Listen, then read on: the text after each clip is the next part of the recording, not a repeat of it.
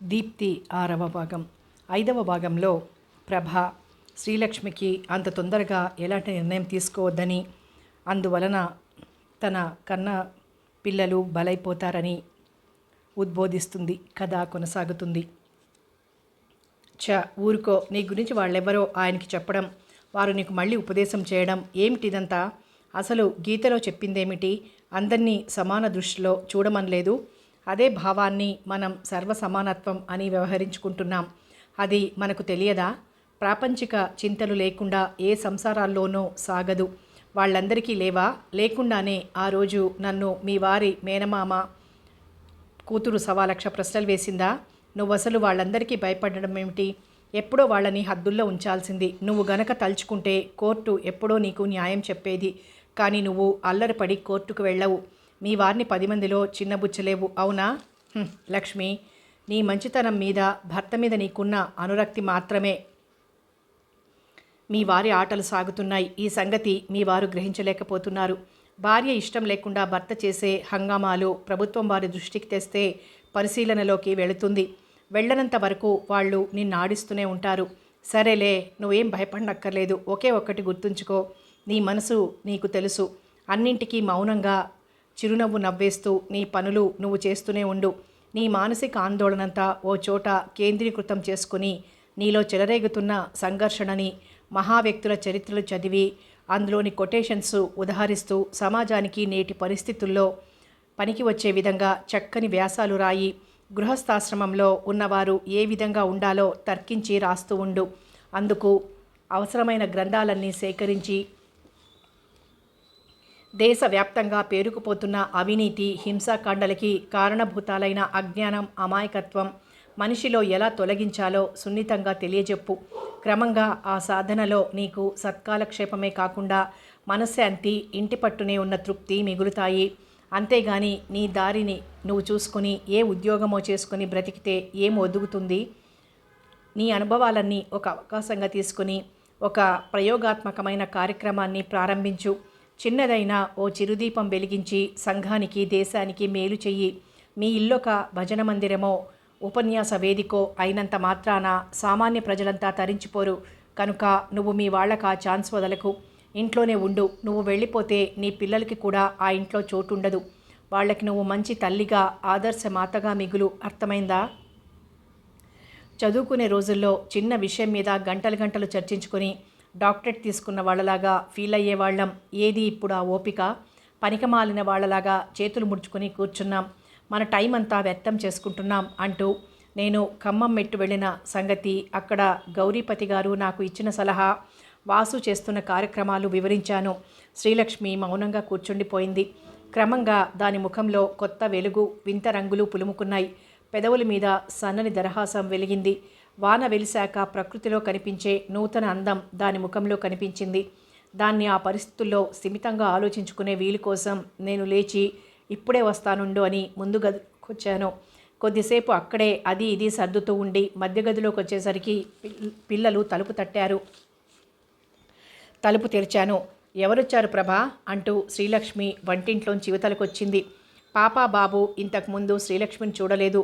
కొత్త మనిషిని పరీక్షగా చూస్తూ ఎవరమ్మా అని అడిగింది పాప. వాళ్ళ ప్రశ్నకి నేను చెప్తాను రండర్రా అని వాళ్ళని దగ్గరికి తీసుకుని మేము చిన్నప్పటి నుంచి ఎంత స్నేహితులమో, మా ఆత్మీయత ఎటువంటిదో వివరించి చెప్తోంది. నేను లోపలికి వెళ్ళి గబగబా 4 ఆలుగడ్డలు తరిగి బజ్జీలు వేశాను. మీ పాపలు ఏం చదువుతున్నారండి అని పాప అడిగింది. శ్రీలక్ష్మి చెప్తోంది. బాబు మాత్రం పెద్దరికంగా ముందు గదిలోకి వెళ్ళిపోయాడు. ఇప్పుడిప్పుడే బాబు పెద్దరికపు బుద్ధులు నేర్చుకుంటున్నాడు. అయితే మీ పాపలు ఇంట్లో ఉండరా? శ్రీలక్ష్మి ఏం చెప్పిందో నాకు వినిపించలేదు కానీ పాప మాత్రం అంటోంది, బాబోయ్, నేను మా అమ్మను వదిలి ఉండలేనండి. ఇంకా సంభాషణ త్రుంచివేయాలనుకుని, ఇదిగో పాప, ఈ టిఫిన్లు తీసుకోండి అని లోపలికి పిలిచాను. బాబుకి ముందు గదిలోకి పట్టుకెళ్ళిచ్చాను. మేము ముగ్గురం వంటింట్లో తిన్నాం. ఆ సాయంత్రం నా దగ్గర నుంచి ఇంటికి బయలుదేరే శ్రీలక్ష్మి, ప్రభ, నువ్వు చెప్పిన సంగతులన్నీ గుర్తున్నాయి. ఇక మీదట కాలాన్ని వ్యర్థం చేసుకోను అంటూ వెళ్ళింది. వారం రోజుల తర్వాత వాసు వచ్చాడు. అక్కయ్య, నువ్వు ఆ పిల్లను నాకు చూపించాలి అన్నాడు వస్తూనే. కూర్చో కూర్చో, అసలు విషయం ఏమిటో చెప్పకుండా ఆ పిల్లను చూపించమంటే మన ఇంట్లో ఉందా అని నవ్వాను. అంటే అది కాదు, ఆ పిల్ల ఎంతుందో నేను చూసిన ఉద్యోగం చేయగలదో లేదో అని. ఏమిటి ఉద్యోగమా? అయ్య బాబోయ్, నీ దగ్గర ఉద్యోగాలు కుప్పలు పోసుకుంటున్నావా? అదేం ఆఫీస్ నాయనా? ఆఫీస్ అయితే మాదే కానీ అక్కయ్య, ఉద్యోగం అంటే కుర్చీలో కూర్చొని టకటక కాగితాలు గీకటం కాదులే. నువ్వు చెప్పి వెళ్ళాక తెగ ఆలోచించాను. చివరికి తట్టింది ఒక ఉపాయం. మా ఆఫీస్లో ఇన్నాళ్ళు మేమే ఆఫీస్ అంతా తుడుచుకుంటున్నాం. రోజుకొకరి చొప్పున వంతు వేసుకున్నాం. అలా తెల్లబోతున్నావేమక్కయ్యా? నిజమే చెప్తున్నాను. మేము చేస్తున్న చిన్న ఉద్యోగాల్లోకి ప్యూన్లు, అటెండర్లు ఎక్కడుంటారు? ఆ కంపెనీ అసలే చిన్నది. అయినా మా బోటి వాళ్ళకి ఆశ్రయం ఇచ్చి కాపాడుతోంది. అలాంటి కంపెనీలే మాకు పెన్నిధులు. పెద్ద పెద్ద ఆఫీసులు, కంపెనీలు, కార్పొరేషన్లు మాకు అందవు. మాకున్న క్వాలిఫికేషన్స్కి, వయస్సుకి ఒప్పుకుని ఆదరించేవి ఆ చిన్న పెట్టుబడి కంపెనీలే. అందుకని తుడుచుకునే పని దగ్గర నుంచి తాళాలు వేసి యజమానికి ఇచ్చే వరకు మా డ్యూటీయే. ఇప్పుడు తట్టిన ఉపాయం ఏమిటంటే, రోజు ఆఫీస్ అంతా తుడిచి కుర్చీలు బల్లలు దులిపి కూజాలో మంచినీళ్లు పెట్టి మధ్యలో ఎవరైనా ఏదైనా తెమ్మంటే తెచ్చిపెడుతూ ఉండాలి. ఆ చిన్న ఉద్యోగం ఆ పిల్లకి ఇప్పించి రాత్రిపూట మా ఇంట్లో చదువుకునేలాగా ఏర్పాటు చేశాం. అందుకని వాసు, నిజంగా నాకు గర్వంగా ఉంది.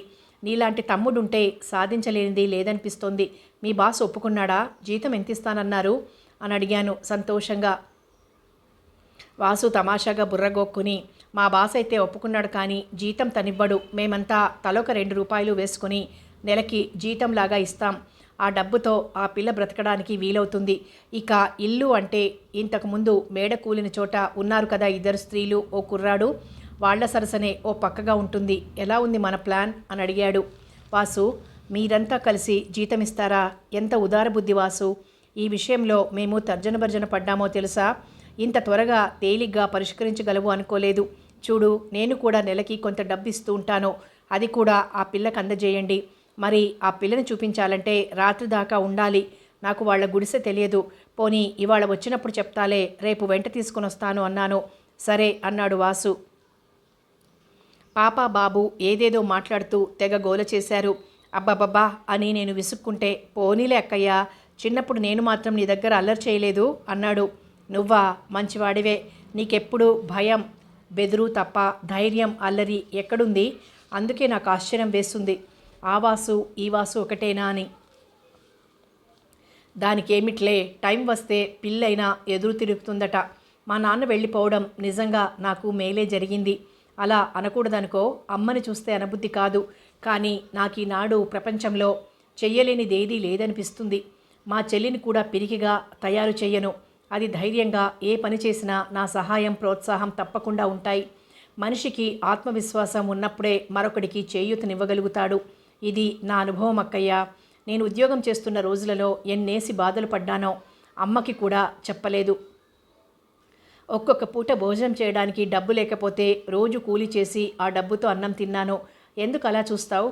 అది తప్ప అక్కయ్య. నేను దొంగతనం చేయలేదు, అడుక్కు తినలేదు. నా స్వశక్తిని నమ్ముకొని నేను చేయగలిగిన పని చేసి ఆకలి బాధ తీర్చుకున్నాను. ఆ సమయంలో నేను తెలుసుకున్నది ఏమిటో తెలుసా? పెద్ద మనుషులు వర్ణించే ఆదర్శాలు, నీతులు, బోధలు అన్నీ ఆకలిని చల్లార్చలేవు. కడుపు నిండా తిండి తిన్నప్పుడే మనిషి మిగతా విషయాలు ఆలోచించగలుగుతాడు. అందుకని ఏ పనికైనా ముందు జీవనాధారం చూపించి తర్వాత సూక్తులు చెప్పాలి. నేనిప్పుడు ఆ పిల్లకి ముందు బ్రతుక్కి ఓ దారి చూసింది కూడా అందుకే. ఆ తర్వాత ఆ పిల్లని చదువుకోమను, లేకపోతే సంగీతమో డ్యాన్సో ఏదో నేర్చుకోమను. మామయ్య మామయ్య, డ్యాన్స్ నేర్చుకోవాలంటే నాకు వీలవుతుందా మామయ్య? నాకెంతో ఇష్టం. మా అమ్మ నేర్పించడం లేదు అంటూ వాసు మాటల్ని మధ్యలోనే త్రుంచేసింది పాప. ఓ, నేర్చుకోవచ్చును రేణు, మా సంధ్య నేర్చుకోలేదు. అలాగే. అబ్బా, అలాగంటే ఇక్కడెవరూ నేర్పేవాళ్ళు లేరు మరి. చూడు పాప, మేము కొద్ది రోజుల్లో ఓ పథకం వెయ్యబోతున్నాం. మా ఆర్గనైజేషన్ నుంచి డ్యాన్స్ వచ్చిన వాళ్ళని, సంగీతం వచ్చిన వాళ్ళని మా గ్రూప్లో చేర్చుకోదలుచుకున్నాం. పేరు ప్రతిష్టలున్న ఆర్టిస్టులు కాదు సుమా. ఇదివరలో విద్య నేర్చుకుని ఇప్పుడు గుర్తింపు లేకుండా ఉన్న అజ్ఞాతవాసుల్ని మళ్ళీ వెలుగులోకి తీసుకురావాలని మా ప్రయత్నం అంటూ నా వైపు చూసి, నీకు తెలిసిన వాళ్ళెవరున్నా చెప్పక్కయ్యా, వాళ్ళకి తృణమో పణమో ముట్ట చెప్తాం. అప్పుడు పాప అని మళ్ళీ పాపతో, నువ్వు ప్రతి ఆదివారం మా ఇంటికి రా, సంధ్య నీకు నేర్పుతుంది అన్నాడు. ఓ, తప్పకుండా వస్తాను, నాకు భలే ఇష్టం అంది పాప సంతోషంగా. మొత్తానికి అసాధ్యుడే ఓయ్ వాసు, మెల్లమెల్లగా ఒక్కో మెట్టే ఎక్కేస్తూ సంఘ సేవాపరుడని అనిపించుకుంటున్నావు అని నవ్వాను. చాలే అక్కయ్య, మేరువు పర్వతం ముందు గులకరాయిలా ఎన్నో మహాకార్యాలు చేసిన వాళ్ళున్నారు. నేను నా ఫ్రెండ్స్ ఎంతమాత్రం వాళ్ళం. దేశాన్ని పరిరక్షించే సైనికుడు, ప్రాణాన్ని కాపాడే డాక్టర్, రాళ్లను సైతం దున్ని బంగారు పంటలు పండించే రైతు, వీళ్ళందరూ లేకపోతే మనం ఎక్కడుంటాం? నేనేదో మహాపురుషుణ్ణి అనుకుని మిగతా వాళ్ళంతా నా వల్లే ఉద్ధరించబడుతున్నారు అనుకోవడం వట్టి తెలివి తక్కువ. సరేలే, నాకు పనుంది, నేను ఇంక వెళ్ళాలి. రేపు మరి ఆ పిల్లని తీసుకుని వస్తావా అని అడిగాడు కుర్చీలోంచి లేచి వెళ్ళబోతూ. తీసుకుని వస్తాను కానీ నువ్వు కాసేపు కూర్చో, కొద్దిగా కాఫీ తాగి వెళ్దువు అన్నాను. వాసు వద్దంటున్నా కాఫీ పెట్టించాను. ఇంతలో శ్రీవారు వచ్చారు. మరికొంచెం సేపు వారితో కూడా మాట్లాడాక వాసు వెళ్ళిపోయాడు. ఏ పనైతే అనుకున్నంత తేలిక కాదు. రామన తాత తమ్ముడి కూతుర్ని మర్నాడు మధ్యాహ్నం రమ్మంటే వచ్చింది. చూడు, నీ పేరేమిటి? సత్య అండి. ఆహా, సత్యమ్మ అంటాను. సరేనండి. సత్యమ్మ, నువ్వు చదువుకుంటూ చక్కగా కడుపు నిండుగా అన్నం తింటూ ఉండేలాగా ఒక చిన్న కొలువు, అదే ఉద్యోగం అన్నమాట. అది చూశాం. మరి ఆ ఉద్యోగం చేసుకుంటూ చదువుకుంటావా? అయ్య బాబోయ్, నాకు ఉద్యోగమా అండి? ఎవరిస్తారండి? కళ్ళల్లో చెప్పలేనంత ఆశ్చర్యం. ఇస్తారులే, అక్కడ ఒక బాబున్నాడు. అతని ఆఫీస్లో గదులన్నీ తుడవాలి, తాగడానికి నీళ్లు పెట్టాలి. వాళ్ళు ఏదైనా పని చెప్తే చెయ్యాలి. నెలకి కొంత డబ్బిస్తారు. నువ్వు వండుకుని తినటానికి చోటు చూపిస్తారు. హాయిగా ఆ పని చేసుకుంటూ రాత్రిపూట ఆ బాబు వాళ్ళింట్లో కొద్దిసేపు చదువుకుంటూ ఉండొచ్చును. అలాగేనండి, అడుక్కోవటానికి వెళ్ళక్కర్లేకపోతే ఏ ఉద్యోగమైనా చేస్తానండి. ఇప్పుడు వెళ్ళాలా అండి? నవ్వొచ్చింది నాకు. అవును, వెళ్ళాలి, కానీ ఇప్పుడే పని మొదలు పెట్టక్కర్లేదు. ముందు వాళ్ళకి నేను చూపించాలి. అంతకుముందు నువ్వు కొంచెం ఆ ముఖం కడుక్కో. ఇలా సందులో నుంచి అటు నల్లా దగ్గరికి రా అని సందు చూపించి ఆ పిల్ల సందులో నుంచి వెళ్తున్నప్పుడు అనుకున్నాను, ఇంట్లో పెట్టుకుందామనుకున్న దాన్ని ఇప్పుడు కనీసం ఇంట్లో నుంచైనా వెళ్ళమని అనలేకపోతున్నాను. సందులో నుంచి ఎందుకు వెళ్ళమన్నాను? ముష్టి పిల్లగానే చూస్తున్నాను. ఇంకా నిజంగా ఇంట్లో పెట్టుకుని చదివిస్తే ఇరుగు పొరుగుతో ఎన్ని వెక్కిరింపులు పడాల్సి వచ్చేదో. శ్రీవారు అన్నట్టుగా నాకు తొందరపాటు ఎక్కువ, అనుభవం తక్కువ. నాకన్నా వాసు నయం అనుకున్నాను. చిన్న సబ్బు ముక్క ఇచ్చి ముఖం రుద్దుకోమన్నాను. తర్వాత కొద్దిగా చేతిలో పౌడర్ వేసి ముఖానికి రాసుకోమన్నాను. అలవాటు లేని ఔపాసంలాగా ఒకచోట బూడిదలాగా మరొక చోట పల్చగా రాసుకుంది. వస్తున్న నవ్వు నాపుకుని ఇంట్లోంచి అద్దం తెచ్చి చూపించాను. సరిచేసుకోమన్నాను. ఎలాగో ఆ పని ముగించింది. తర్వాత తిలకంతో బొట్టు పెట్టించాను. ఎన్నాళ్లైందో ఆ తలకి నూనె లేక. సీసా తెచ్చి చేతిలో ఉంచి తలకి పట్టించమన్నాను. దువ్వెన ముక్కతో తల దువ్వించి శృంగారం పూర్తి చేసేసరికి నాకు చిరుచెమటలు పట్టి ముఖం తుడుచుకోవాల్సి వచ్చింది. ఇదంతా పెరట్లో జరుగుతున్న మేకప్. ఏ మేడ మీద నుండైనా ఎవరైనా చూస్తారని బెదురు. ఎలాగో ఆ సత్తమ్మని పర్వాలేదనిపించి, నువ్వు వెళ్ళి ఆ సందు చివరి నిలబడు, నేను తాళం వేసుకుని వస్తాను, అక్కడి నుంచి నిన్ను ఆఫీస్ దగ్గరికి తీసుకువెళ్తానని పంపించాను. ఆ తర్వాత సత్తమ్మని వాసు దగ్గరికి తీసుకెళ్ళి చూపించాను. వాళ్ళంతా సమ్మతం చూపాక హమ్మయ్య అనుకున్నాను. కానీ ఆ తర్వాత ఆ సత్తమ్మని వాళ్ళ గుడిసెలో నుండి బయటికి తీసుకుని రావడానికి ఆ గుడిసెల్లో ఉండే వాళ్లతో యుద్ధం చేయాల్సి వచ్చింది వాసుకి. ఓరి వీళ్ల దుంపతెగా, అడుక్కునే వెధవల్లో ఇంత కట్టుబాట్లుంటాయా అని నేను విస్తుపోయాను. అవి కట్టుబాట్లు కాదక్కయ్యా, తమ జాతి నుంచి ఓ మనిషి బాగుపడితే సహించలేని సహజ గుణం అన్నాడు వాసు. ఇంతకీ ఆ సత్తమ్మ తమ పిల్ల అని, మేము ఆ పిల్లని ఏ అఘాయిత్యమో అత్యాచారమో చేయడానికి తీసుకుపోతున్నామని ఆ ముష్టివాళ్లంతా మూకుమ్మడిగా మా మీద పడ్డారు. వాళ్ళకి నచ్చజెప్పి కొంత డబ్బు ఇచ్చి వాళ్ళని తృప్తిపరిచి ఆ సత్తమ్మని బయటికి తీసుకురావడానికి తలప్రాణం తోకకొచ్చినంత పనైంది. అంతవరకు ఆ పిల్ల తిందో లేదో చూడని ఆ ముష్టివాళ్ల సంఘం ఆ పిల్ల అక్కడి నుంచి వెళ్ళిపోతే మాత్రం తిరుగుబాటు చేశారు. ఎంత చిత్రం! అప్పుడే అనుకున్నాను, ఏదైనా అనుకున్నంత తేలిక కాదు అని. ఉదయరాగం ఆలపిస్తోంది. సంధ్యాదేవి సరిగమలు పలుకుతోంది. పగలు రాత్రి గిరగిరా తిరుగుతున్నాయి. కాలం పరిగెత్తుతోంది. క్యాలెండర్లు మారుతున్నాయి. 3 ఏళ్లు గడిచాయి. మా బాబు కాలేజీ చదువులోకి వచ్చాడు. పాప 3rd ఫారం చదువుతోంది. ఈ 3 ఏళ్లలో శ్రీవారు డిపార్ట్మెంట్ టెస్ట్ పాస్ అయి ప్రమోషన్ తెచ్చుకున్నారు. ఈ మధ్య నేను కొన్ని వ్యాసాలు రాసి గౌరీపతి గారికి పంపించాను. రంగడికి పెళ్ళై మా మరదలు అత్తవారింటికి వచ్చింది. ఇప్పుడైనా మనం యాత్రలు చేసుకుందాం పదండి అని క్రితంసారి నేను ఖమ్మం మెట్టు వెళ్ళినప్పుడు అమ్మ నాన్నగారితో అంటే, కావాలంటే నువ్వు కాశీ వెళ్ళి అక్కడే ఉండిపో, నేను మాత్రం చిన్న కోడలతో కొత్త రకాల వంటలు చేయించుకోవాలి అన్నారు నాన్న. చూసావా అమ్మా, ఈయంతో నేను కాబట్టి సంసారం చేశాను, మరొకరితో అయితే అనేసరికి, ఏం చేసేది, వదిలి వెళ్ళిపోయేదా? పోనీ నువ్వు కూడా వెళ్ళు, పెద్దవాళ్ళు బెంగళూరులో ఉన్నారు కదా, వెళ్ళక్కడికి అన్నారు నాన్న. ఎన్నేళ్లు గడిచినా వాళ్ళు మారలేదు. వాళ్ళు వాదులాడుకుంటున్నప్పుడల్లా రంగడు విసుక్కుని తిడుతూనే ఉన్నాడు. చాటుగా అమ్మ కళ్ళనీళ్లు పెట్టుకుని కళ్ళొత్తుకుంటూనే ఉంది. ఇక అంతే, ఆ మనుష్యులు, ఆ సంసారం అలా సాగవలసిందే. గాడిలో పడ్డ చక్రంలాగా ఒకే వరుసలో చివరి అంచెల వరకు సాగిపోవలసిందే తప్ప మార్పు రాదు. గౌరీపతి గారు ఆ కాంపౌండ్లోనే, ఆ గదుల్లోనే ఉన్నారు. అందరి దగ్గర నుంచి వ్యాసాలు, సూక్తులు, అనుభవ పాఠాలు నేర్చుకుని పత్రికను మరింత అభివృద్ధిలోకి తీసుకొచ్చారు. ఆయన మరొక వ్యాపకం కూడా పెట్టుకున్నారు. రాత్రిపూట కొందరు చిన్నపిల్లలకి చదువు చెప్తున్నారు ఉచితంగా. ఆయన దారి ఆయనదే, మా వాళ్ల గొడవ మా వాళ్లదే. ఆ కాంపౌండ్లోనే ఉన్న 2 రకాల విభిన్న దృక్పథాలతో సాగుతున్న వాళ్ళ జీవితాలు తలుచుకుంటే నాకు విచిత్రం అనిపిస్తుంది. అంతకన్నా విచిత్రం అనిపించే విషయం శ్రీలక్ష్మి సంసారం. రాజేంద్ర గారు భర్త సమాజంలో చిద్విలాసంగా కూర్చుంటే శ్రీలక్ష్మి తన గదిలో నిశ్శబ్దంగా రాసుకుంటుందట. అదే చెప్పింది. అది రాసిన వ్యాసాలన్నీ బహుయోగ్యంగా ఉన్నాయని ప్రశంసిస్తూ గౌరీపతి గారు ఉత్తరం రాశారు. ఆ వ్యాసాలన్నీ కూడా ఒక పుస్తకంగా ప్రత్యేకించి ప్రింట్ చేయిస్తానని కూడా రాశారు. ఒకరోజు మధ్యాహ్నం నేను వ్యాసం రాసుకుంటున్నాను. మా బాబు కాలేజీ నుంచి వచ్చాడు. డ్రెస్ మార్చుకుని కాళ్ళు చేతులు కడుక్కొని వీధి గదిలో కిటికీ దగ్గర కూర్చున్నాడు. నేను రాసుకుంటూ గమనించలేదు, కానీ వాడెందుకో సీరియస్గా కూర్చున్నాడని తర్వాత గమనించాను. కాగితాలు సర్దేసి పెన్ను డ్రాయర్లో పడేసి లేచొచ్చాను. ఏమిట్రా అలా ఉన్నావేం? అబ్బే ఏం లేదమ్మా, ఏదో మా కాలేజీ విషయం ఆలోచించుకుంటున్నానన్నాడు. లోపలికి వెళ్ళిపోయి కాఫీ పెట్టి తీసుకొచ్చి వాడికి ఎదురుగా కూర్చున్నాను. కాఫీ తీసుకో. ఏమైంది? ఏదైనా స్ట్రైక్లా మళ్ళీ అని నవ్వాను. ఈ మధ్య ప్రతిదానికి అవే కదా, జీవితాల కోసం, హక్కుల కోసం, ధరల కోసం పంతుళ్ళు మారాలని, పరీక్షలు ఆపాలని అన్నింటికీ స్ట్రైక్లు, నిరాహారాలు. కాదమ్మా, అవి మొన్ననే అయిపోయాయి కదా. మరి దేనికి? ఇవాళ లెసన్ చదువుకోలేదా? ఏం లేదమ్మా. మా క్లాస్మేట్ గోపీనాథ్ అనే కుర్రాడు పాపం కొన్ని చిక్కుల్లో ఉన్నాడు. చదువు మానేయాల్సి వస్తుందేమో అని బాధపడుతున్నాడు. అందుకని. ఏమిటా చిక్కులు? అతనికి మదర్ లేదమ్మా, చిన్నప్పుడే పోయిందట. అన్నా వదినల దగ్గరున్నాడు. తండ్రి కూడా అక్కడే ఉన్నాడు. ఈ మధ్య తండ్రికి పెరాలసిస్ స్ట్రోక్ తగిలి సడన్గా పోయట. అన్నగారికి పిల్లలున్నారు, చిన్న జీతం, ఫ్యామిలీని పోషించడమే కష్టంగా ఉంది. అందుకని కాలేజీ మానేయమన్నట్ట. బాబు వైపు పరీక్షగా చూశాను. బహుశా గోపీనాథ్ తనకి చాలా ఇష్టం కాబోలు. ముఖంలో చాలా విచారం కనిపిస్తోంది. కాఫీ తీసుకో, చల్లారిపోతుంది అన్నాను. తీసుకొని తాగేశాడు. మరి ఏం చేద్దామనుకున్నాడు? ఏం చేస్తాడమ్మా?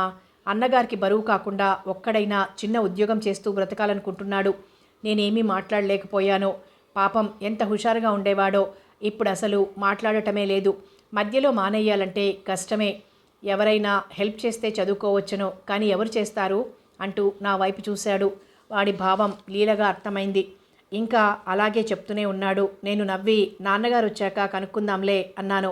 అమ్మా, నువ్వనేది అవును, నిజంగానే అంటున్నాను అంటూ ఖాళీ కప్పు తీసుకుని లేచి వంటింట్లోకి వచ్చాను.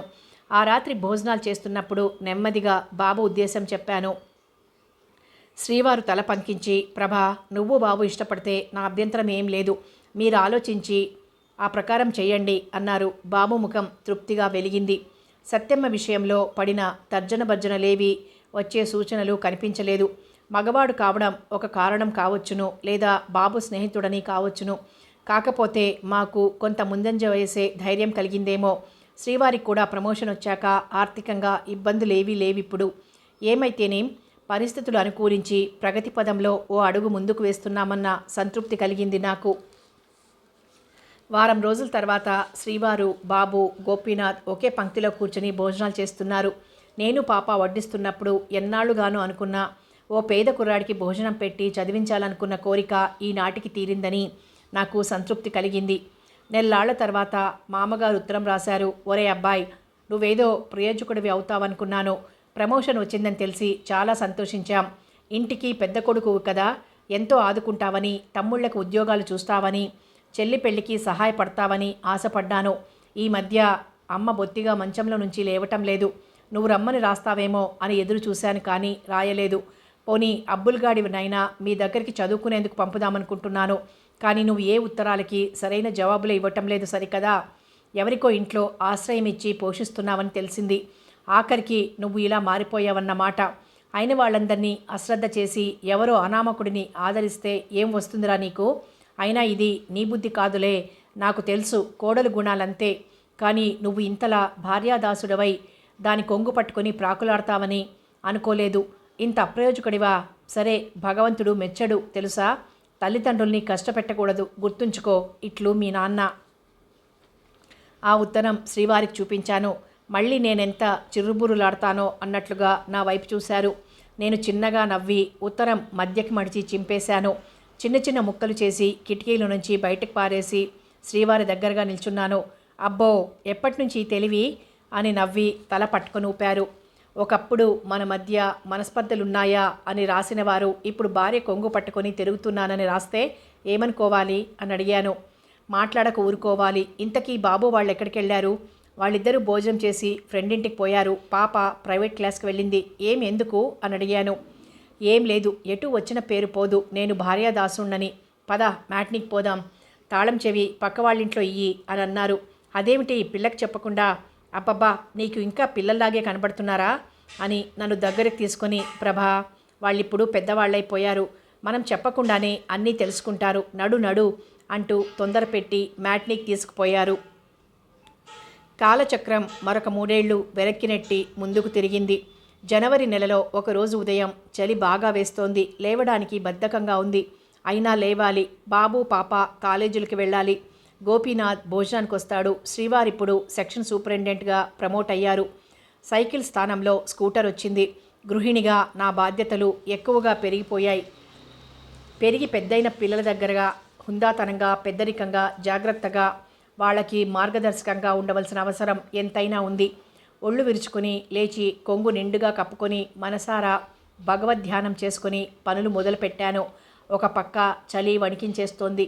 గబగబా కాలకృత్యాలు తీర్చుకొని వంట చేశాను. పిల్లలు 3 భోజనాలు చేసి కాలేజీలకు వెళ్ళిపోయారు. శ్రీవారికి నాకు వడ్డించి భోజనానికి రండని పిలిచాను. ఇది వరలో వారు భోజనం చేసి వెళ్ళాక నేను తినేదాన్ని. కానీ ఈ మధ్య ఆ అలవాటు వారు మాన్పించారు. వయస్సు పెరిగిపోతుంటే ఇంకా అలవాట్లు మార్చుకోకపోతే ఎలాగా? ఆరోగ్యం ముఖ్యం. మనిద్దరం కలిసి తిందాం. కోడలొచ్చాక అల్లుడొచ్చాక బాగుండదు. అందుకని ఇప్పుడు నా మాట విను అన్నారు. కాదనలేదు. ఇద్దరం భోజనం చేశాం. వారు స్కూటర్ వేసుకుని ఆఫీస్కి వెళ్ళిపోకుండా నేను ఇల్లంతా సర్దుకుని వచ్చే వరకు ఆగి, నువ్వు ఇవాళ మీ శ్రీలక్ష్మి ఇంటికి వెళ్ళాలనుకున్నావు కదా, పద నిన్నక్కడ దించి నేను ఆఫీస్కి వెళ్తాను అన్నారు.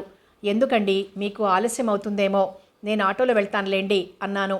నా వైపు చూసి బుర్ర లేదు నీకు అన్నట్టుగా తల పంకించి చేతివేలు గాలిలో ఆడించి, నువ్వు ఆటోలో వెళ్ళగలవు, కానీ నేను స్కూటర్ మీద తీసుకెళ్ళిన అందం రాదు, పద పద అన్నారు. నవ్వుకున్నాను. వెళ్ళి వారి వెనక కూర్చున్నాను. శ్రీలక్ష్మి వాళ్ళ ఇంటి ముందు నేను స్కూటర్ దిగుతున్నప్పుడు వాళ్ళ వరండాలో శ్రీలక్ష్మి వాళ్ళ పెద్దమ్మాయి నిలబడున్నారు. వీలైతే మధ్యాహ్నం నేను వచ్చి తీసుకెళ్తాను, అప్పటి వరకు ఇక్కడే ఉండు అంటున్న శ్రీవారిని ఎందుకు అనబోతుంటే, ష్, చెప్పినట్లు విను అనేసి రివ్వున ముందుకు వెళ్ళిపోయారు. మెల్లగా కదిలి గేటు లోపలికి వెళ్ళాను. తల్లి కూతుళ్ళు ఎందుకో ముభావంగా కనిపించారు. అంతకుముందు దేన్ని గురించో ఘర్షణ పడినట్లు, వాదులాడుకున్నట్లు కళ్ళల్లో పాత గుర్తులు కనిపిస్తుంటే కనుబొమ్మలు ముడిపడి ఉన్నాయి. నన్ను చూశాక బలవంతంగా నవ్వు తెచ్చుకొని, రావే ప్రభా కూర్చో అంది లక్ష్మి. అక్కడే ఉన్న పేం కుర్చీలో కూర్చున్నాం. వాళ్ళ అమ్మాయి కొద్దిగా విసురుగా లోపలికి వెళ్ళిపోయింది. సారీ లక్ష్మి, రాకూడని సమయంలో వచ్చానేమో. ఇదిగో గౌరీపతి గారి దగ్గర నుంచి నీ వ్యాసాల సంపుటి పుస్తకంగా ప్రింట్ అయి వచ్చింది, అది ఇవ్వాలని వచ్చాను అన్నాను. నా రాక వలన అంతరాయం కలిగిందేమో అని బాధపడుతూ. ఊరుకో ప్రభా, అసలు మా ఇంటికి రాగల సమయాలు ఏమున్నాయనో చెప్పు. ఎప్పుడూ ఏదో ఒకటి. అందరి ఇళ్లలో లాగా స్నేహితులు రావడం, సరదాలు, కులాసాలు, ఇంట్లో వాళ్ళకి సంబంధించిన ఫంక్షన్సు చేసుకుని ఆనందించడం, ఇవన్నీ మాకుండవు. మాది ఒక ప్రత్యేకమైన పద్ధతి. ప్రపంచాన్నంతా ఉద్ధరించి అల్పజీవులందరికీ జ్ఞానజ్యోతి చూపించే పవిత్ర దేవాలయం. అందులో మా వారు దేవుడు, నేను దేవేరిని, మా పిల్లలు దైవపుత్రులు. మా వారసత్వం పుణికిపుచ్చుకొని ముందు తరాల వారికి మార్గదర్శకులవుతారు, చీకట్లో కొట్టుకుపోతున్న అజ్ఞానులందరికీ జ్ఞానబోధ చేసి. ఏమిటి నీ ధోరణి? ఏమైంది వాళ్ళ లక్ష్మి? నీ మనస్సు మళ్ళీ ఎందుకు వెనక్కి పరిగెత్తుతోంది? దాని వాగ్ధోరణిని ఆపి భుజం తట్టాను. నా వైపు చూడలేనట్టు తలంచుకుని, ఏం చెయ్యను? నేనెంత కళ్ళెం వేసి లాగి పక్కదారిలోకి మళ్లించినా నా దారిలో నిలిచి వెనక్కి లాక్కొస్తున్నారు. మా పెద్దమ్మాయి వచ్చి వారం రోజులైంది. అది ఒక పని మీదొచ్చింది, నన్ను సహాయం కోరింది. కానీ నేను ఇంటిలో నిస్సహాయరాల్ని కదా, అదే చెప్పాను. కానీ అది నన్ను నిందించి నిష్ఠూరాలాడుతోంది. ఇందాక నేను అన్న మాటలన్నీ దాని స్వంతం. అవే నీకు వినిపించాను ప్రభా. అది డిగ్రీ క్లాస్లోకి వచ్చింది. గ్రాహ్యంగా తెలిసిన పిల్ల. చిన్నగా ఉన్నప్పుడు కాన్వెంట్లో ఉండి చదువుకునే పిల్ల కాదు. వ్యక్తురాలై స్వతంత్రంగా అన్నీ ఆలోచించగలిగిన తరానికి స్వాగతం పలుకుతున్న యువతి. రేపటి కోసం రూపకల్పన చేస్తోంది. నిన్నటి గుర్తులు వెనక్కి తిప్పేస్తోంది. చెయ్యవలసిందేమిటో దానిమీదే దృష్టి తప్ప చెయ్యలేని దానికోసం వేస్ట్ చెయ్యదు కాలం. ఇలాంటి కూతుర్ని చూసుకుని నేను గర్వించాలి. దానికి తగిన ప్రోత్సాహమిచ్చి ముందుకు సాగనివ్వాలి. కానీ నా దురదృష్టం, నేను దాన్ని నిరుత్సాహపరిచి వెనక్కి సాగనంపవలసి వస్తోంది. ఎందుకంటే నాకు మా వారి సహకారం లేదు. వారి నీడలో తలదాచుకునేసరికి నా ప్రాణం పోతోంది. నేను ఒక గడ్డిపోచను, వారి ఊడలు దిగిన మర్రి చెట్టు అంటూ నిట్టూర్చింది లక్ష్మి. రివ్వున ఇంట్లో నుంచి దూసుకొనొచ్చింది వాళ్ళమ్మాయి. అవును మమ్మీ, నువ్వు గరికపోచవే. అందుకే గాలికి వణికిపోతూ ఎండకి ఎండిపోతూ అలా అనామకంగా మిగిలిపో. నాన్నగారు మర్రి చెట్టు. అవును, మర్రి చెట్టు ఊడలు దిగి వేళ్లు పాతుకుపోయిన మర్రి చెట్టు. ఎందరికో ఆశ్రయం ఇచ్చి చల్లని నీడనిచ్చే మర్రి చెట్టు. కానీ మమ్మీ, దాని నీడలో ఏ చిన్న మొక్కకు పుష్పించి ఫలించే అవకాశం లేదు. అంతటా దాని కొమ్మలే విస్తరించుకొని ఏ కొద్దిపాటి ఎండ పొడనైనా రానియకుండా మిగిలిన మొక్కల్ని నొక్కి పారేస్తుంది. నాన్నగారు కూడా అంతేనా అని ప్రశ్నించింది. శ్రీలక్ష్మి కూతురు వైపు నా వైపు చూసి చిన్నగా నిట్టూర్చి ఇప్పుడే వస్తాను ప్రభా అంటూ ఇంట్లోకి వెళ్ళిపోయింది. నువ్వు జవాబు చెప్పలేవు మమ్మీ, నాకు తెలుసు. చెప్పగలిగేదానివైతే ఈ ఇల్లు ఇలా ఉండేది కాదు. అసలు నీదే తప్పు. ఆ అమ్మాయి ముఖంలో కోపం, ఉడుకుమోతుతనం చూస్తే శ్రీలక్ష్మి మీద జాలేసింది. ఇటు భర్తకి అటు పిల్లకి తల వంచి బ్రతకవలసి వస్తోంది. చూడమ్మా, అసలు నీకెందుకు వచ్చింది కోపం అని అడిగాను మెల్లగా. ఆ అమ్మాయి కోరిన సహాయం ఏమిటో అని తల వంచుకుంది. చేతి గోళ్లకున్న పాలిష్ని చూసుకుంటూ ఉండిపోయింది. ఆ గోళ్ళు అందంగా మెరుస్తున్నాయి. వంచిన మెడ, చెంపలు, తలకట్టు అచ్చు లక్ష్మి పోలికే. చిన్నప్పుడు క్లాస్లో చేరినప్పుడు దాని అందాన్ని, నమ్రతని చూసి నేను దాన్ని ప్రేమించాను. అవును, ప్రాణానికి ప్రాణంగా ప్రేమించిన ఆత్మీయత మాది. నన్ను వదిలి కాలేజీ చదువులకి వెళ్ళిపోయింది. తరువాత నేను చూడలేదు. బహుశా లక్ష్మి ఇలాంటి అందంతోనే అలరారింది కాబోలు. మా లక్ష్మి కూతురు అన్న భావం తట్టగానే ప్రేమగా చేయి మీద చేయి వేశాను. తలెత్తి చూసింది. చెప్పమ్మా, అమ్మని నిలదీస్తే ఏం లాభం? మీరు చిన్నపిల్లలుగా ఉంటున్నప్పటి నుంచి అమ్మ ఎంత వేదన పడుతోందో, ఎదిరించినా ఎంతలా ఓడిపోతోందో నీకు తెలియదు. అదే ఎందుకు ఓడిపోవాలి? తనకి వ్యక్తిత్వం లేదా? తను చదువుకున్నదై ఇంట్లో జరుగుతున్న ఈ భాగవతం అంతా ఎలా సహించింది? వాళ్ళంతా భక్తులా? నాన్సెన్స్. ఇదేమన్నా హరే రామ హరే కృష్ణ మఠమా? ఈ ఫార్స్ అంతా నాన్నగారు స్వయంగా నడిపిస్తున్నారంటే నాకు చాలా ఆశ్చర్యంగా ఉంది. ఓ పెద్ద కంపెనీ జాయింట్ డైరెక్టర్గా, బాధ్యత గల ఆఫీసర్గా ఉండి ఇలా ఇంట్లో ఈ మూకంతా చేసే పూజలేమిటి? నేను వచ్చేసరికి ఇల్లంతా నానా హడావిడిగా ఉంటే ఇంకా ఏదో ఫంక్షన్ కాబోలు అనుకున్నాను. అంతకుముందు కొద్ది నిమిషాల క్రితమే ఈ పూజలన్నీ ముగిసి అక్కడ ధూపాలు, దీపాలు, పూలమాలలు ఉన్నాయి. నాన్నగారు హరిదాసుల ఆ పట్టుపంచ, గంధం బొట్లు ఉత్తరీయంతో కనిపిస్తే నాకు చాలా బాధ అనిపించింది. ఆ శిష్యులు మగ ఆడ అంతా పడి సాష్టాంగ దండాలు పెడుతున్నారు. నాకెప్పుడు ఇంట్లో ఇంతలా జరుగుతుందని తెలియదు. కానీ అమ్మ చూస్తూ ఎలా ఊరుకుంది? 5వ క్లాస్ కూడా చదువుకొని ఆడాళ్లంతా అమ్మని ఓ బొమ్మలా నిల్చోబెట్టి నాన్నగారికి పూజలు చేస్తారా? ఇదంతా భక్తి అని నమ్ముతున్నారా? నాన్నగారు దేవుడా, గురువా? ఆ అమ్మాయి ఉద్రేకం చూసి భయం వేసింది. అది కాదమ్మా, నాన్నగారిలో అంతటి మహనీయత్వం లేదంటావా? మహనీయత్వం, దైవత్వం ఉన్నాయి. కానీ దేవుడే అంటే ఎలా? I don't believe it. ప్రతి మనిషిలోని మంచితనమే దైవత్వం. దేవుడి తత్వాన్ని జీర్ణించుకున్నవాడే దైవత్వం గల మహనీయుడు. అలాంటి వారిని గౌరవించాలి, నమస్కరించాలి. అంతవరకే. ఇల్లంతా నానా హడావిడి చేసి పిచ్చివాళ్లలా ఏమిటిదంతా? అయినా నాన్నగారు ఇలా ఉంటారనుకోలేదు. వారు జీనియస్, బ్రిలియంట్, గొప్ప వ్యక్తిత్వం గల మనిషి, ఒప్పుకుంటాను. కానీ తన శక్తిని సద్వినియోగం చేసుకోలేకపోతున్నారు. వేదాంతం, భక్తి మార్గం బోధించినంత మాత్రంలో మన సమస్యలు తీరిపోవు. దీనులు, నిర్భాగ్యులు, వేదనాభరితులు ఎందరో ఉన్నారు. ఈనాడు మన ఎదుట ఎన్నో ప్రాబ్లమ్స్ ఉన్నాయి. వాటిని సాల్వ్ చేసుకునే తెలివి కావాలి. తనకున్న శక్తి, సామర్థ్యాలని ఆ విధంగా వినియోగం చేసుకోవాలి. మహాత్మా గాంధీ, వినోబా భావే ఆ విధంగా సద్వినియోగం చేసుకున్నారు. మహామహులంతా అలాగే నడిచారు. స్వార్థ త్యాగాలు చేసిన వారున్నారు. అయితే రమణ మహర్షి, రామకృష్ణ పరమహంస వారంతా మీరు అడగబోతున్నది నాకు తెలుసు. వారంతా ఆత్మజ్ఞానాన్ని బోధ చేయలేదా అనే కదూ. చూడండి ఆంటీ, వారు ఫ్యామిలీ లైఫ్ని మెయింటైన్ చేయలేదు కదా. అయినా బోధ చేయడం మంచి పనే, కానీ స్వసుఖాన్ని వదలకపోవడమే మెచ్చలేని పని. స్వామి వివేకానంద ఫారెన్లో మన సంస్కృతిని గురించి, వేదాంత సారాన్ని గురించి లెక్చర్స్ ఇవ్వలేదా? కానీ ఆ పద్ధతి వేరు, ఇక్కడ జరుగుతున్నది వేరు. అంటే మా ఫాదర్ చాలా మంచివారని, విశాల హృదయం కలవారని నేను ఇంతకాలం గొప్పగా ఊహించుకొని గర్వించాను. మహనీయుల్లాగే వీరు కూడా ఆదర్శ భావాలు కలవారని నమ్మాను. ఆ నమ్మకంతోనే నా ఫ్రెండ్స్ అందరి ఎదుట గొప్పగా చెప్పుకున్నాను. కన్న తండ్రిని గురించి కూతురు ఆ విధంగా చెప్పుకోవడం తప్పేం కాదు. కానీ నేను ఊహించినట్టు మా ఫాదర్ ఆదర్శవంతులు కారు, మానవతావాది కారు. కేవలం కర్మ సిద్ధాంతాన్ని నమ్మి భక్తులందరినీ క్రియాశూన్యుల్ని చేస్తున్న స్వార్థపరులు. ఎవరి కర్మ వారు అనుభవించాలనుకునే తత్వం మూర్ఖత్వం అవుతుంది, కానీ జ్ఞానజ్యోతి వెలిగించదు. ఈ కర్మ సిద్ధాంతాన్ని నమ్మితే డాక్టర్సు, లాయర్సు, సైంటిస్టులు ఎక్కడుంటారు? దేశం ఎలా ఉండేది? ఆంటీ, మా ఫాదర్ చాలా తెలివైన గొప్ప వ్యక్తే, కానీ అదంతా అడవిగాచిన వెన్నెలైనప్పుడు ఏమిటి లాభం అంటున్న అమ్మాయి కళ్ళల్లో నీళ్లు చిమ్మాయి. ఆప్యాయంగా తుడిచి, అసలు నువ్వు దేన్ని ఆశించి ఫీల్ అవుతున్నావో చెప్పమ్మా అన్నాను. ఆంటీ, మా క్లాస్మేట్ ఒక ఆమె ఆపదలో ఉంది.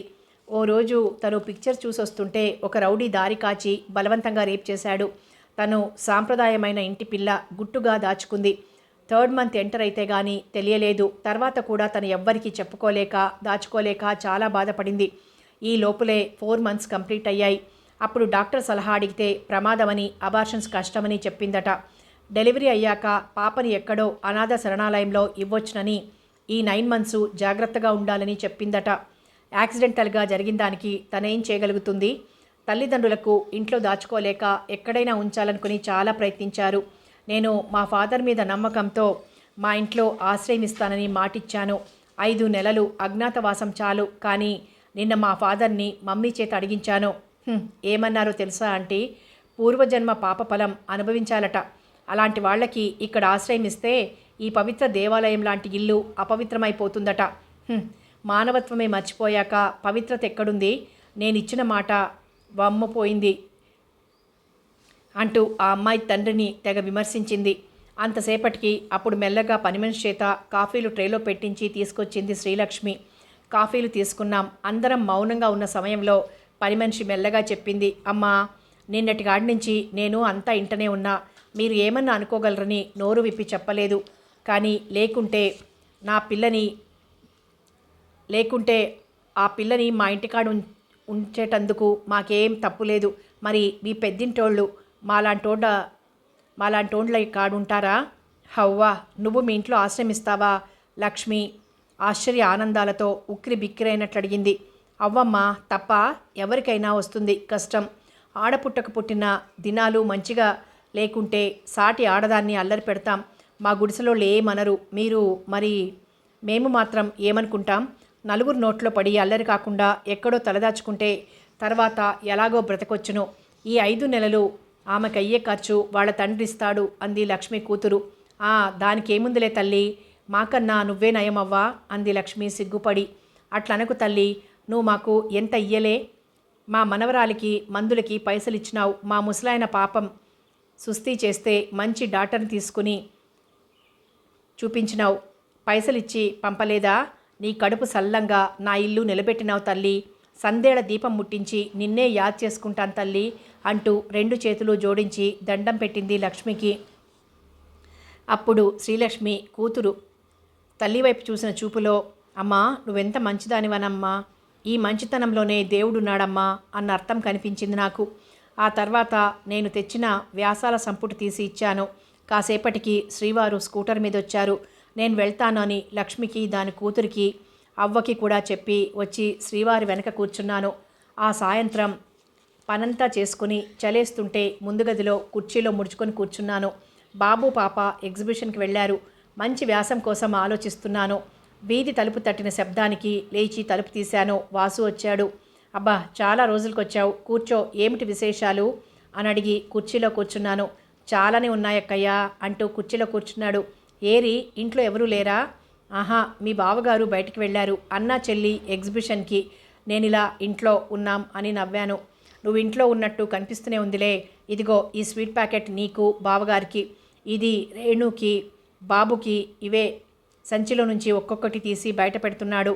ఏమిటి, ఎందుకు ఇవన్నీ? నాకు మరదలొస్తుందా ఏమిటి అన్నాను తెల్లబోతూ.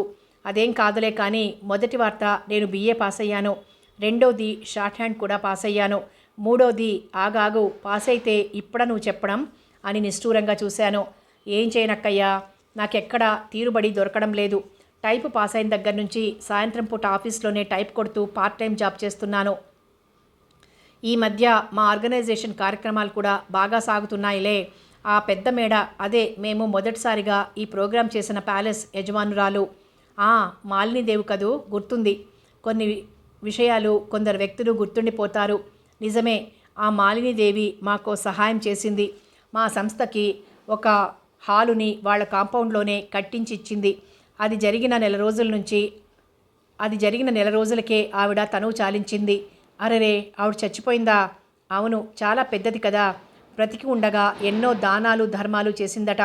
చచ్చిపోయే ముందు ఈ ఉపకారం కూడా చేసి పోదామనిపించిందేమో. లాయర్ గారిని పిలిచి దస్తావేజులో ఆ స్థలం తరతరాలకి అనాథ సేవా కార్యక్రమాలకి వాడుకునేటట్టుగా రాయించి మా అరుణ్ సింగ్ గారికి ఇచ్చిందట. ఇక మీదట మా కార్యక్రమాలకి తడుముకోనక్కర్లేదు. అందుకే అన్నాను కొందరు వ్యక్తులు గుర్తుండిపోతారని. అందుకని ఈ మధ్య నాకు బొత్తిగా తీరుబడి లేకుండా పోయింది. పోనీ నువ్వైనా రాకూడదా? అమ్మకి చలికాలంలో కొద్దిగా దగ్గొస్తోంది, వచ్చి చూడకూడదు? అలాగా, వీలు చూసుకుని వస్తానులే వాసు. ఏమిటో నాకు కూడా తీరిక లేకుండా పోతోంది. ఈ మధ్య ఈ వ్యాసాలు రాయడం ఓ పెద్ద కాలక్షేపం అయిపోయిందిలే. అది సరే, సత్యమ్మ చదువు ఎంతవరకు వచ్చింది అని అడిగాను. పర్వాలేదు, ఈ 5-6 సంవత్సరాల్లో 7వ క్లాస్ పుస్తకాలు చదివేస్తోంది. వచ్చే సంవత్సరం 7వ క్లాస్ పరీక్షకి కూర్చోబెట్టాలనుకుంటున్నాను. ఇప్పుడెంత హుషారుగా ఉందో తెలుసా అని నవ్వాడు. నేను తృప్తిగా చూశాను. ఎక్కడో లీలగా ఓ గుడ్డివాడి ఆకారం కనిపిస్తూ ఉంటుంది నాకు. సత్యమ్మ ముష్టెత్తుకోకుండా చిన్నదో ఏదో ఉద్యోగం చేసుకుంటూ విద్యావంతురాలై ఈ సమాజంలో గౌరవంగా బ్రతుకుతుంది, చాలు. అక్కయ్య, ఇక మూడోది, మా నాన్నగారు నాకు ఉత్తరం రాశారు అన్నాడు నిదానంగా. పక్కలో బాంబు పేలినట్టు తుళ్ళిపడ్డాను. ఏమిటి వాసు, ఇన్నాళ్లకి ఇప్పుడా నీ అడ్రస్ ఎలా తెలుసు? ఏమని రాశారు? ఎక్కడున్నారట? వచ్చిన సందేహాలన్నీ గుమ్మరించాను.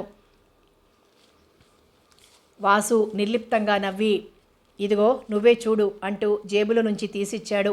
ఉత్తరం కొత్తగా రాసినట్టు లేదు, చాలా పాతబడుంది. ఈ ఉత్తరం వచ్చి చాలా రోజులైందా? కాదు, నిన్ననే. కానీ ఆయన చాలా రోజుల క్రిందటే రాసుంటారులే, ముందు చదువు అని తొందర చేశాడు. చిరంజీవి వాసుకి, నాయనా, నేను చాలా రోజులకి ఇలా నీకు ఉత్తరం రాస్తున్నాను. నేను నీకు తండ్రిగా రాయటం లేదు, అలా పిలుచుకునే అదృష్టాన్ని ఎప్పుడో పోగొట్టుకున్నాను. కేవలం ఒక పరిచయం ఉన్న వ్యక్తిలా మాత్రమే నన్ను గుర్తుంచుకొని ఈ ఉత్తరం చదువు. తెలుసో తెలియకో తప్పు చేశాను, ఆ తప్పు సరిదిద్దుకునేది కాదు. ఆనాడు మీరు తిన్నారో ఉన్నారో పట్టించుకోలేని గుడ్డి వెదవనై వెళ్ళిపోయాను. అయితే నేను కానీ మీ చిన్నమ్మ వద్దు, ఆమెను చిన్నమ్మ అనకూడదు. ఆవిడ కానీ ఏమీ బాగుపడలేదు. నాకు ఉద్యోగం లేదు కదా, వదిలేసుకుని కదా వెళ్ళిపోయాను. అందుకని ఎన్ని రకాల అవస్థలో పడి ఆఖరికి చిన్న గుమాస్తా ఉద్యోగంలో స్థిరపడి బ్రతుకులు సాగదీశాం. కొన్నాళ్లకు ఆవిడ పచ్చికామర్లొచ్చి పథ్యం సరిగ్గా చేయక ప్రాణం తీసుకుంది. నేను పిల్లాడు మిగిలాం. నాకు మీరు గుర్తుకొచ్చారు. ఎన్ని రకాల ఆరాలు తీశాను కానీ ఎక్కడా కనిపించలేదు. ఒకసారి పేపర్లో చూశాను, కొందరు యువకులు కలిసి ఒక సంస్థను స్థాపించారని, దాని మూలంగా అనాథులైన వారిని ఆదరిస్తున్నారని. వాళ్ళు వేసిన ప్రోగ్రాముల్లో కొన్ని భాగాలు ఫోటోలు వేశారు. ఆ ఫోటో నేను గుర్తుపట్టలేదు కానీ పేర్లు చదివాను, వాసు, సంధ్య అని. నాయన, చిన్నవాడివైనా భేషైన పని చేస్తున్నావు. మీకు తండ్రినైనందుకు సిగ్గుపడుతున్నాను. పెద్దవాడిని సిగ్గుపడేటట్టు చేసిన చిన్నవాడు సామాన్యుడు కాదు. నీ చెల్లి, అమ్మ అనుక్షణం నిన్ను చూస్తూ గర్వపడుతున్నారని తలుస్తాను. నేను మనసులో గర్విస్తూ సిగ్గుతో చితికిపోతూ నులక మంచంలో లేవలేని స్థితిలో ఈ కొడుకు, వీడి పేరు రామం, వీడితో కాలక్షేపం చేస్తున్నాను. నాయన వాసు, 2 ఏళ్లుగా పక్షవాతంతో లేవలేక మంచంలో ఉన్నాను. రామం నాకు అన్నం వండి పెడుతున్నాడు. వాడు రోజు నేను గుమాస్తా పనిచేసిన కొట్లోనే ఆ యజమాని దయపైన పనిచేసి రోజు డబ్బులు తెచ్చి నాకు వాడికి వండి పెడుతున్నాడు. బాబు వాసు, ఆనాడు మిమ్మల్ని వదిలిపెట్టొచ్చి ఏం సుఖపడ్డాను. నా శిక్ష పూర్తయింది బాబు. ఇంకా నేను ఎన్నాళ్ళలో బ్రతకను. నాయనా వాసు, నిన్ను ఈ అవసాన దశలో ఒక చిన్న సహాయం చేయమని అర్థిస్తున్నాను. నేను రాస్తున్న ఈ ఉత్తరం ఎప్పుడైనా నీకు అందితే ఈ చిన్న రామం గాడిని నీ దగ్గరకు తీసుకువెళ్ళి ఏదైనా ఆధారం కల్పించి వాడు బ్రతకగలిగేలా చూడు. నీ అడ్రస్ నాకు తెలియదు కనుక పోస్ట్ చేయించే అవకాశం లేదు. ఈ రామం నీ దగ్గరికి రాగలిగితే, వాడిని భగవంతుడు దయచూడగలిగితే ఇంతకన్నా నేనేమీ కోరుకోను. ఇంకా చాలా రాయాలని ఉంది, కానీ కాలు స్వాధీనంలో లేక కూర్చోలేకపోతున్నాను. అమ్మని క్షమించమని అడిగే ధైర్యం లేదు. ఇలాగే క్షీణించి రాలిపోతాను. బాబు, మనిషి తప్పు చేయడం తేలిక, మంచి చేయాలంటే జీవితకాలం చాలదు. నా ఈ జీవితం అయిపోతోంది గనక వచ్చే జన్మలోనైనా మంచి మనిషిగా బ్రతకాలని కోరుకుంటూ ముగిస్తున్నాను. ఇట్లు అభాగ్యుడు. ఉత్తరం పూర్తి చేసేసరికి నాకు కళ్ళల్లో నీళ్లు తిరిగాయి. బాబాయ్ గారు గుర్తుకొచ్చారు. ఎంత బాగా బ్రతికిన మనిషి ఆఖరికి ఏ స్థితిలోకి జారి అగాధంలో పడిపోయారు అనుకొని వాసు వైపు చూశాను. కుర్చీలో తల వంచుకొని దీర్ఘాలోచనలో ఉన్నాడు వాసు. వాసు, ఉత్తరం ఆ రామమే తీసుకునొచ్చాడా? అవునక్కయ్య, వాడికి ఇప్పుడు 13 ఏళ్ళు. సరిగ్గా నా 13 ఏళ్ల వయసులోనే మా నాన్నను పోగొట్టుకున్నాను. ఇంటి నుండి మాత్రమేలే, కానీ జీవితంలో మళ్ళీ చూడలేను. అంటే ఇక ఆయన చచ్చిపోయారా? బ్రతికి ఉన్నప్పుడే నా దృష్టిలో చచ్చిపోయినట్టు లెక్క. ఇప్పుడు నిజంగానే చచ్చిపోయారు. సరే, ఆ కుర్రాడు రామం ఎలాగో ఈ హైదరాబాద్ చేరి వారం రోజుల నుంచి మా సంస్థని గురించి ఆరా తీస్తూ సరిగ్గా నేను ఉద్యోగం కోసం పడిన పాటలే పడ్డాడట. నిన్న మా ఆఫీస్ కనుక్కొని అక్కడికి వచ్చాడు. అమ్మగారికి చెప్పావా? ఏమన్నారు? ఆత్రంగా అడిగాను. నవ్వి నాన్నగారు పోయారని తెలిసి ఏడ్చింది. మరి వాడి సంగతి? వాసు నా వైపు చిరునవ్వుతో చూశాడు. అక్కయ్య, వాడు నా తమ్ముడు. తప్పు చేసింది నాన్న. ఆయన శిక్ష అనుభవించి వెళ్ళిపోయాడు. ఇక నా తమ్ముడు మా ఇంట్లో బంగారు బాబులా ఉంటాడు. వాడిని ఉద్యోగంలో పెట్టను, చదివిస్తాను. ఎంతవరకు చదవగలిగితే అంతవరకు చదివిస్తాను. వాసు, నువ్వు చాలు. నేను మనిషిగా ఉండటమే నాకిష్టం. మనిషిగా ఉన్నప్పుడే ఎన్నైనా చేయగలం. ఇంద్రుడు చంద్రుడు అంటే ఏదీ చెయ్యలేం. అందుకని నేను నీ తమ్ముణ్ణి, వాసుని. సరేనా? సరే ఉండు.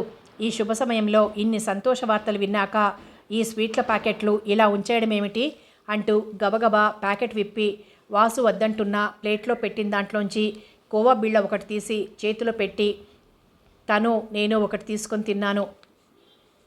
రామం గురించి, వాడి ద్వారా విన్న వాళ్ళ నాన్నని గురించి కొన్ని కబుర్లు చెప్పి ఇంక వెళ్ళొస్తానక్కయ్యా అని లేచాడు.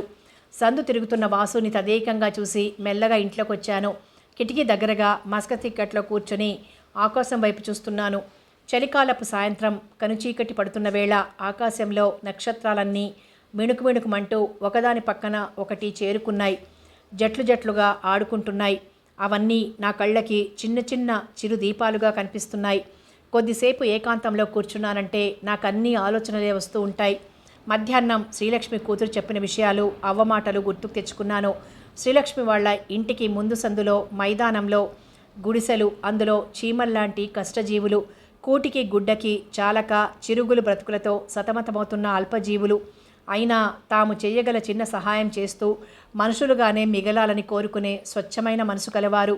ఎదురింటి వ్యాపారి మేడ, అందులో పెద్ద మనుషులు. తలుచుకుంటే తోటి మనిషికి ఎంతో మేలు చేయగలిగి ఉండి మానవతని మర్చిపోయి రాళ్లలాగే మిగిలిపోతున్న కరకు గుండెలు కలవారు. మురికి గుంట లాంటి బ్రతుకులో నుంచి ఆశగా మెరుస్తున్న కళ్ళతో మెట్టు మీదకెక్కాలని ఉబలాట పడుతున్న పిలక జడ, ముక్కుకి రాగికాడ, సత్తెమ్మ. సాఫీగా సాగుతున్న జీవితం ఒక్కసారి తలక్రిందులై మేడకూలి ఆత్మీయులందరినీ పోగొట్టుకున్న నిర్భాగ్యులు. అంతా మనుష్యులే. అనేక రకాల మనుష్యులు. కళ్ళున్నవాళ్ళు, కళ్ళు ఉండి లేనివారు. జన్మజన్మల కర్మబంధనం. అన్నదమ్ముల ఆత్మబంధువులం. ఎక్కడో వినిపిస్తున్నట్లే ఉంటుంది తంబూరా ధ్వని, రామన్న తాత పాట. అలా ఎంతసేపైందో తెలియదు. టైం ఎంతైందో గమనించలేదు. వీధిలో స్కూటర్ ఆగిన చప్పుడు విని ఉలిక్కిపడ్డాను. అంతా నా మనోవీధి నుంచి తేరుకోలేదు. కుర్చీలోనే ఉండిపోయాను. ఏమిటి చీకట్లో కూర్చున్నావు? కరెంటు పోయినట్టుంది కదూ అని అడిగారు శ్రీవారు. అవును, అందుకని అలాగే కూర్చుండిపోయావా అంటూ లోపలికి వెళ్ళి కొవ్వొత్తి తెచ్చి వెలిగించారు. గదంతా వెలుగు నిండింది. ఇదేమిటి ఈ స్వీట్సు పూలు ఎక్కడివి అని అడిగారు. చెప్పాను. దగ్గరగా వచ్చి నా భుజం మీద చేయి వేసి, ప్రభా, వాసు వచ్చిన దగ్గర నుంచి ఇలా పరధ్యానంగా చీకట్లో కూర్చునే ఉన్నావా? మరీ అంత లోతుగా వెళ్ళిపోకు. చూడు, ఈ శీతాకాలం సాయంత్రంలాగా జీవితకాలం చాలా త్వరగా కరిగిపోతుంది. చీకట్లో లైట్లు వేసుకోకుండా కూర్చున్నానే గాని చిన్నదైనా ఓ దీపం వెలిగించి పెట్టుకోవాలనుకోలేదా? ప్రభా డియర్, ఇక మీదట నువ్వెప్పుడూ ఇలా ఆలోచిస్తూ చీకట్లో కూర్చుని ఉండకు. నాకు నువ్వెప్పుడూ వెలుగులోనే కల్పించాలి. ఓకే, థ్యాంక్ యూ అంటూ నెమ్మదిగా నా భుజం నొక్కారు. ఇంతలో లైట్లు వెలిగాయి. తృప్తిగా నా వైపు చూశారు. సమాప్తం. దీప్తి నవల సమాప్తం. మరో మంచి నవలతో మళ్ళీ కలుసుకుందాం. రచయిత్రి గారు దీప్తి అని పేరెందుకు పెట్టారో తెలీదు. పేరుకి నవలకి సంబంధం లేదు. అసలు దీప్తి అనే క్యారెక్టర్ నవలలో ఎక్కడా రాలేదు కదండి. సరే, మరో నవలతో మళ్ళీ కలుసుకుందాం.